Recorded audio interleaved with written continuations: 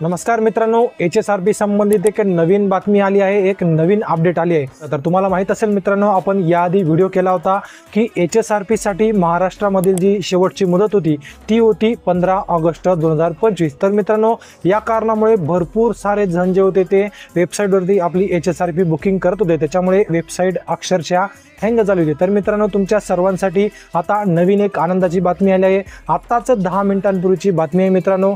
तर HSRP लावण्यासाठी महाराष्ट्रामध्ये जी मुदत होती 15 ऑगस्ट 2025, तर त्यामध्ये आता मुदतवाढ झाली आहे।